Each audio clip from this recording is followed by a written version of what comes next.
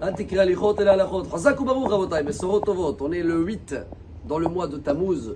Aujourd'hui, on va apprendre pourquoi chacun de nous, quand il écrit quelque chose, je sais qu'aujourd'hui on est plus dans les téléphones, les ordinateurs, mais quand on prend encore le crayon, le stylo ou le papier, on marque toujours Bessad en haut. Bessad, c'est les initiales en hébreu, en araméen plutôt, hein. Bessiat Adishmaya, avec l'aide des cieux. Quelle aide on demande? Dans la paracha qu'on va lire en Israël, en tous les cas cette semaine, avec Balak, on voit la seule fois où Dieu il a dit au début à Bilam, tu vas pas y aller avec eux pour maudire le peuple. Et après, on va voir que Dieu il dit, allez, vas-y avec eux, mais ce que je vais te dire, tu vas parler. Quoi, Chas Veshalom, Dieu a changé d'avis. De là, dans le Talmud, on apprend qu'une grande base, le chemin Beder Shadam Rotzel Ilech, Bamolichim Oto. Si tu as vraiment une volonté et tu as envie de suivre un chemin, eh ben, tu te crées ton propre chemin et ils vont t'accompagner qui? Les anges que tu as créés toi-même. Quel ange? Le Maharsha, je ne sais pas si vous avez entendu parler de lui, un très très grand rabbin en Ukraine. Il est décédé 1600 et quelques.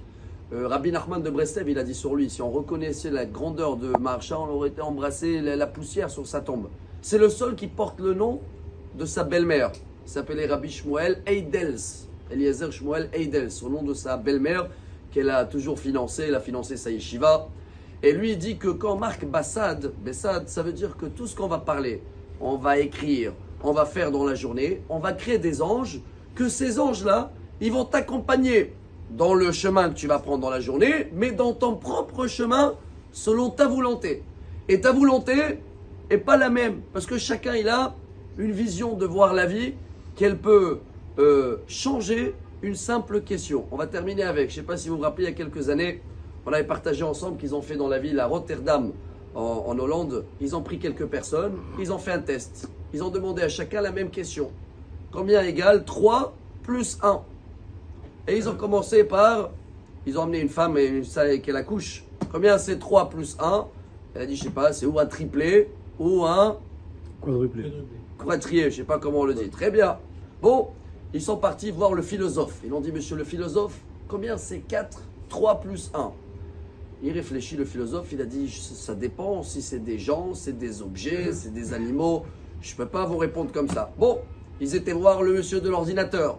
Il a dit 3 plus 1, attends, je vais mettre sur le programme Axel et tout, ça va être ou 3 ou 4, ça dépend. Bon, de là, ils sont passés au comptable.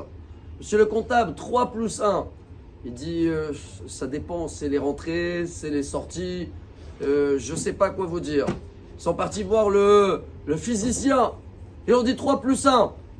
Il a dit, si c'est des gouttes d'eau ou de l'huile, ça devient 1.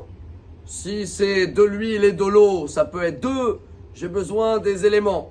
Bon, à la fin, ils étaient voir le banquier aussi. Ils ont dit 3 plus 1. Il a dit, attends, je vais enlever les frais de la banque, les commissions, ça va être égal 3,5. Et à la fin, ils étaient voir l'avocat aussi. Bien sûr, l'avocat, il a écouté la question, il a fermé les rideaux. Il a dit, quel chiffre tu veux, je vais t'arranger l'histoire. Qu'est-ce qu'on apprend de ça, Rabotai? Chacun selon son métier, sa vision, sa façon de voir la vie. C'est la même question, les mêmes données, mais les réponses, les chemins, ils sont différents. Chacun de nous crée son propre chemin.